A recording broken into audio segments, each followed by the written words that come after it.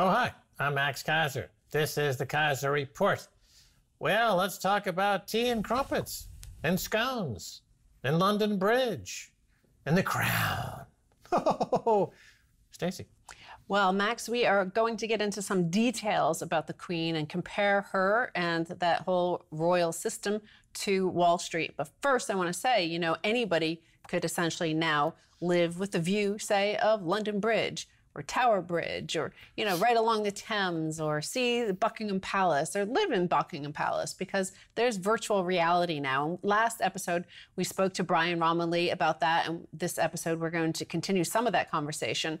But one thing I want to say is we spent this past weekend in virtual reality at the Magical Crypto Conference, and it was quite amazing. Like for me, because I spent quite a long time in there as my avatar, what I realized is that I could roll out of bed and speak in front of a huge audience, and it was no problem. My hair was perfect. I felt, presentable. And then I realized that I think with this whole virtual reality, what you'll see is that humans will go feral, essentially. You don't need to brush your teeth. Your breath smells fine in virtual reality. Your hair looks great. Your clothes look fantastic. You don't need to buy anything new. You can stay in the same pajamas year after year. But the structures of civilization itself, like the actual real estate that holds together most of our Western economies and all of the derivatives based on those commercial-backed securities, mortgage-backed securities, all that stuff, all of that will crumble because you just need one little area like this and to live in virtual reality. Oh, right. So you're talking about two things there. The crumbling of our reality, our infrastructure, and castles that were important in the history of Western civilization, like we have at Buckingham Palace, and also the collapse of the ego, as it were, the conscious mind, because we have a superconscious mind now called virtual reality.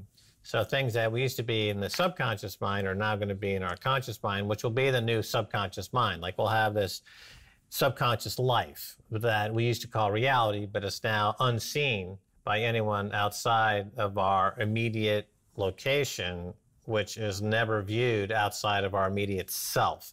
So you have these two things collapsing, coterminous, as I believe you could say. The physical infrastructure and the mental infrastructure are collapsing simultaneously, and we are simultaneously giving birth to a virtual reality that's becoming pervasive and interactive and quite meaningful and driving the economy. Well, I was a cartoon avatar. You can see it on the screen right now. And then here's Max. He was at the same conference speaking on stage. You only spent that half hour on stage with Lena, but I spent hours there and walking around the environment and finding my way around rooms. And even though it's a cartoon, obviously I felt part of it. And then when I was interviewing Dr. Adam Back, I felt like in myself, like I was sitting with him and talking to him. So even at that rudimentary virtual reality level, I felt that. So what's it going to be like when it gets way more advanced, when we have more of a mesh 5G network around the world that could basically secure, and produce deeper realities?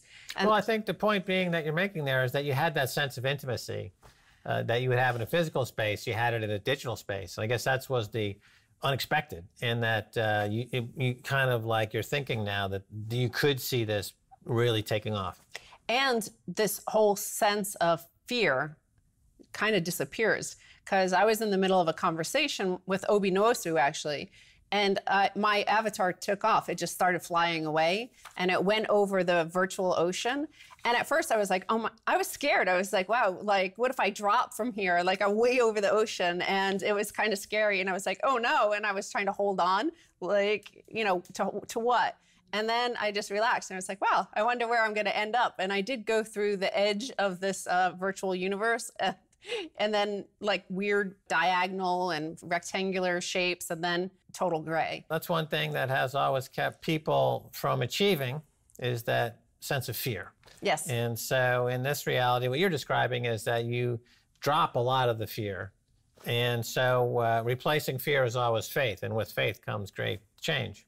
Right, I didn't have fear because I could hit reset. So I could reset and come back as a different avatar if I failed on stage, like if I died on stage, like and metaphorically.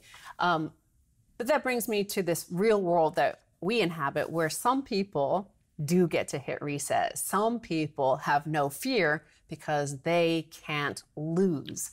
They get a special reset button. And we see it, you know, the exorbitant privileges given to a few people within our economy and our financialized economy. And we're going to look at the layers of exorbitant privileges. Commercial real estate fallout even douses the Queen of England. Office workers are again told to work from home. Retailers don't pay rent. UK commercial property owners sink deeper into the mire.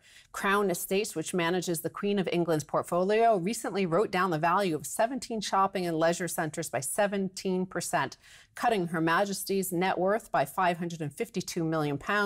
As The Economist points out, this is fairly small beer set against the $13.4 billion valuation of the Queen's property portfolio, which includes some of London's toniest real estate.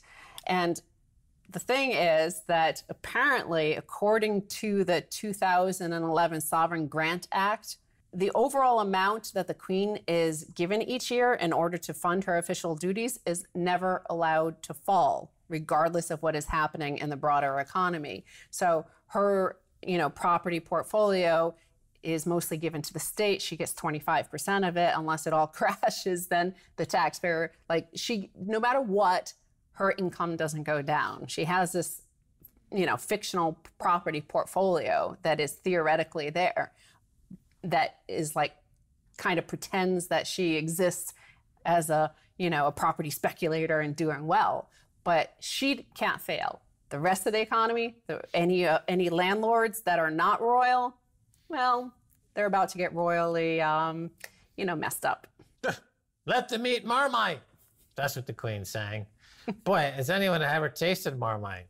Wow, that stuff will, burn the hair off a corgi right there in Buckingham Palace. Don't get anywhere near that stuff. Well, it's basically like hitting reset. Oh, it'll reset you all right. Oh, my goodness. Right, so it's the Queen's put. Yes. Right, so we've learned in the United States and around the world, central bankers, starting with Alan Greenspan, the Greenspan put, Bernanke, Janet Yellen, Jay Powell. What does that mean? That means whenever the stock market goes down, the central banks bail everybody out. And so there's no risk. The risk of owning stocks is near zero for a certain class of folks. And same thing with the Queen, except she's tied into property. So they created a similar situation in Great Britain for the Queen. It's the Queen's put. So she can't lose. If the value of the property drops, she's reimbursed. If it goes up, she keeps the proceeds. As far as whether she owns it or doesn't own it, the structure is similar to what we would find in any offshore type of arrangement where wealth is kept at arm's length and that the folks who control it have a way to say they don't control it. And that's very well established in Britain, and it's probably the world center for that. It's also like in the United States. So the Queen is the exception to the rule in a non-reserve currency country. So she gets bailed out. Her portfolio, no matter what, she herself and her family get an income, even if their estate, their property portfolio does not achieve that. In the U.S., what we have is the center. That is the money printer bank. Only the Fed can genuinely print money. Remember, I predicted recently that the Fed will start sending money to these Brits now who are going to have to work from home because the Bank of England can't print money like we can. And the same thing with this facade, the charade of, these, captains of industry and these property barons. And we have a lot of property barons. Some of the biggest billionaires in America are actually just in the property industry, and including the president, right? So here we have a situation where we have commercial mortgage-backed securities, which again, in the UK, property portfolios, the REITs are being marked down by 50%. But in the US, they get to stay 100% and transferred to the central bank's balance sheet. They can't do that in the UK because they don't have a reserve currency. So in the US, there's a certain class of people, a royal sort of class, that they get to always hit reset. Like, oh, our investment in these commercial mortgage-backed securities failed, reset, and they get to go, stop flying over the bubble of catastrophe in the economy, and they get to hit reset. Then there are the dregs of society, the 99% that are walking around feral without any access to this wonderful virtual reality. For the most part, now we have it. We're going to be entering a virtual reality where they get to hit reset as well. Oh, that sounds excellent. So everyone has the ability to hit the reset button. Soon, right. I think. And that'll create some egalitarianism and meritocratic, democratic social constructs that would be an improvement on the current Constitution and Bill of Rights, which seems to be getting kind of chipped away at by special interests. So we can resume the rights of man and democratic ideals and that type of thing. Yeah, but you also see the hierarchy of exorbitant privilege, because America has an exorbitant privilege of being able to print the dollar. The UK doesn't have that, so they can't bail out everybody. They've chosen to bail out right now commercial property tenants cannot be kicked out. They can't be evicted until December 31st. That's been extended. So any small, Joe Bag of Donuts who is not royal, does not belong to the aristocracy, they will not be bailed out. So the landlords are losing. And at the moment, like in the West End, where all the theater is, the Shaftesbury estate, which is one of the biggest, they're only collecting 41% of rents due have been paid to them. What about the pasty shops in Cornwall? That's the key for Great Britain's success, is a good pasty from Cornwall. Well, we have to take a break. After a couple of pasties, chicken and mushroom, we'll be back with much more. Don't go away.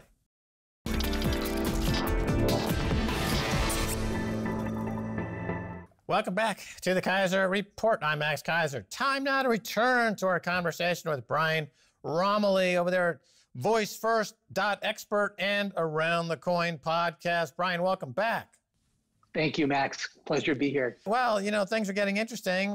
During our previous conversation, I just wanted to pick it up where we left off, and we're talking about individual sovereignty, self-sovereignty, the ability to monetize effectively what's going on inside our brains, to the point where instead of just being swamped with images and data and requests to do commerce from outside, we then have our own sovereign self that we can monetize using something like Bitcoin and interact with this emerging artificially intelligent digital world, as you see it, in a very constructive way, correct? Absolutely, Max. I believe that Bitcoin and other things built on top of the blockchain of Bitcoin will allow you to monetize yourself. And the value that you create, not only when you're living, but as you go on, is going to be immense, in my view. The beauty of the blockchain is that there's a permanence to it. It exists way beyond any particular realm, right? So it's very possible that things that you created, like the song Happy Birthday, for example, that song was paying generations of people, even though that song originally was stolen, for at least 100 years, slightly less than 100 years. I say the things that somebody publishes, whether it's a novel, or whether it's factual information, or whether or not it's just an image that they took, that you are part of that monetization process, and you get to blockchain that stuff. You get to own it, and your AI, your artificial intelligence, your intelligence amplifier, if you will, your personal assistant, helps mediate those types of transactions. And you can do it in real time. You can do it in delay time. So what strikes me listening to you here, and also thinking about Bitcoin for a second. So Bitcoin has a network. It's processing over 100 quintillion calculations per second, and it's doing this by co-opting a network. People are volunteering their CPU, volunteering their computer hash power, and because they're trying to win the every 10-minute lottery to get some Bitcoin, which now has a monetary value. It sounds to me like what you're saying is that your brain is a node, and once it's on this artificial intelligence-driven network, you will get rewarded in some way by simply attaching your brain to the network. And based on what you're saying, the AI, which you're having this interaction with through voice, knows the boundary between who you are and who the network is, right? So talk about Precisely. that membrane, if you will, that digital membrane that separates Max Keiser from the network. Is it porous? Is it a hard membrane? Am I going to lose myself to the network? Did my individuality become collectivized? Am I still me? Brian, what are you doing to me? What's happening? Max, that's a wonderful question. So that's why I'm really an advocate of hyperlocal. And hyperlocal computing means that we're going to have petabytes of data. If you were to put a camera on your shoulder and record everything you've heard, seen, everything you've interacted with, you'd be well below a petabyte of data. Now, today, a petabyte of data costs a tremendous amount of money. Let's call it $100,000. Moore's Law, and something I am researching and others have, but is now finally getting picked back up, is holographic crystal memory. Literally, a crystal can hold a few petabytes of data, meaning all of the context you've ever had in your entire life on a small crystal, which can't be EMP'd. It literally would have to be crushed to be taken away. That's never on the internet. It doesn't connect to the internet directly. The hyperlocal concept is if you need to connect to the internet, you create an agent. That agent goes out, specifically does something for you, and comes back with that information or places information out there. So there's a lock, there's a door, and only information gets slid under the door. This makes it impervious to hacking, and it gives you agency over your information. And it can't bear witness against you for a lot of biometric reasons. A lot of people are going to be listening and saying, oh my God, it's everything I've ever done. Well, there's biometrical ways to make sure that it doesn't bear witness against you. So you will have your sovereignty, you'll have your individuality, and you'll have the ability to monetize yourself in a way that we've never seen before in society. And it's not utopian, it's just anti-dystopian. A lot of people predict a future of this, merging with the machine and the oneness, and we're going to all become computers. And I pretty much say that, if you look back in time during the Industrial Revolution, everybody always had that dystopian vision. And I don't believe that humans ever wind up going in that direction unless tyrannical government forces make that happen. And I think ultimately we overcome those tyrannical forces. So this is about individual liberation. It's about control of who you are and getting equally, for the first time in history, adequately compensated for the value that you wind up creating, if you choose to create value. The sum total of this data is held in crystal data entities. So I would imagine, therefore, the gateway between the two realms would be using, of course, encryption, the same way that we use encryption to protect our private keys in the Bitcoin space. So on the area of encryption, I guess we should get your comment on this. Something that comes up often is, well, quantum computers are going to hack encryption, and that's a risk to Bitcoin. What's your take on that? Absolutely. Quantum computers will hack all forms of encryption. That's a guarantee. So at some future point in time, whatever were secrets will no longer be secrets. That's a fact. But that does not necessarily make Bitcoin irrelevant.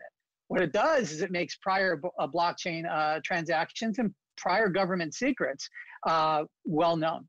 So there were things that were put out into the, put out into the world that are going to be de-encrypted via quantum computing. And that may happen sooner than most people think. But it doesn't break Bitcoin, because Bitcoin would become impervious by utilizing quantum, let's call it quantum resistant, but let's call it quantum aided blockchain.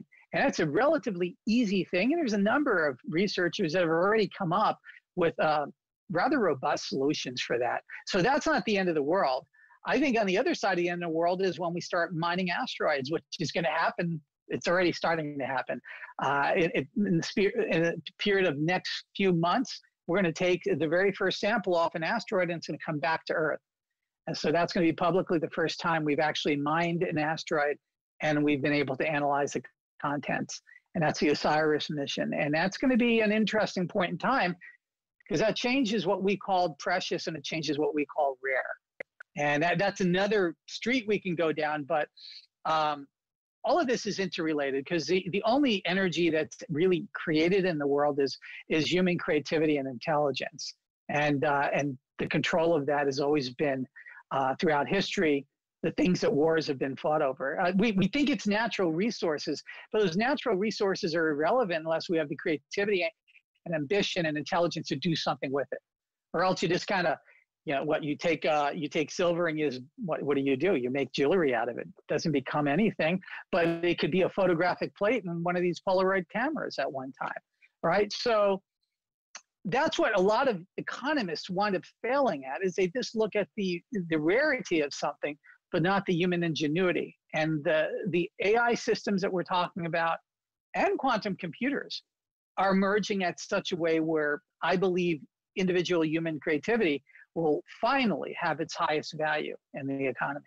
People listening to this would start to think, oh, this sounds pretty futuristic. But in fact, this is all part of what's happening in real time today. So let me ask you this. Why, and you can kind of break it down why this is happening all around us today. Why does Siri suck compared to Alexa? There's a lot of reasons. Apple lost its ambition. The very last thing that Steve Jobs did as far as his acquisition was to acquire Siri. And he said that is the next mountain for Apple to climb. And it's going to be more important than touchscreens, icons, and mice ever will be. So Steve's vision was to ultimately create this AI agent. And Apple let that die in the vine. Amazon, it was built by a merchant. And Jeff Bezos is much more aggressive in understanding how these agents, and that's like a text editor compared to a full color icon word processor. We're not even at the beginning stages of the agent era that I'm talking about. It doesn't require new technology to be invented. It requires companies to disrupt themselves. So if you are in the business of, say, Amazon selling goods, or Google selling somebody's context and information, the world that I'm talking about doesn't look so pleasant because it's quite disruptive. It's disruptive because you have 100% agency and control over your contents and context. And that becomes a problem. And like all technology disruption, it's going to come out of a garage. There are going to be groups of people building this stuff for their own gain and for their own entertainment, like Steve Wozniak did and Steve Jobs did in the garage. And ultimately, it will start taking its place. But the old age is already over. Nobody's downloading apps as much anymore. We've reached peak apps, so that economy is sort of done. And we're starting to see this new age rise. It's going through quite a bit of a cold winter right now when it comes to Echo and Amazon devices. But I see that coming back up purely because they've reached the edge of that paradigm. The idea of downloading an app into a voice assistant is ridiculous. I call these things neurons. Again, it sounds more out there, but basically a new voice assistant is going to attain new capabilities from a programmer like we do when we learn something new. It's going to be similar to that. How you educate a child, for example, is how you're going to educate an intelligence amplifier. And it'll be with you for your life. It'll be inseparable. And that could be scary, but I think if you have control over it, it's probably going to be like wearing glasses or having a hearing aid or anything else. You become more powerful by having it. Let's talk about intelligent life in the rest of the universe, right? I bring this up because the U.S. Department of Defense revealed that they had discovered vehicles made of material not of this earth. Bizarrely, no media really followed up on this. I don't know if you've been following up on this. It sounds pretty wild. What can you tell us about this, if anything, Brian? I know some people that are sort of involved in this. I know Tom DeLong of Blank 182. We've met a few times and interacted. And he has To the Stars Academy, and they are dealing with, let's call them alloys and other types of things that's publicly being disclosed, that thus far look like it has not been made on this planet, and it was not made of a natural process in space. So we're at this point, and some of it has to do with encryption, Max. So we were talking about quantum computing and things like that. Some secrets are going to be disclosed no matter what. This may be one of them. Let's just speculate for a moment. Let's just speculate that we did discover that there are other forms of intelligence with technologies that are not 1,000 years, but 1 million or 2 million years more advanced. What would it look like? What would it mean to our society? How would it change our society? I think that's probably the biggest question. A lot of us go to the alien side of this and say, well, what do aliens really mean? You know, what is that going to mean to society? But that's really not the question I think that's going to be asked, is how is this technology dropped 1 million years more advanced, if it is discovered, that's all I could say, dropped into society? What would it do? Almost everything we're doing right now would make absolutely no sense. That's what I'm saying. It would make absolutely no sense. Almost everything everybody's doing. So that's why it's a critical question at this moment. Okay, Brian Romilly, thanks so much for being on the Keiser Report. Thank you, Max. I really appreciate it. All righty, and that's going to do it for this edition of the Keiser Report with me, Max Keiser, and Stacy Herbert. I want to thank our guest, Brian Romilly. You can catch him on Twitter. If you want to catch us, yeah, do it. Until next time, bye, y'all.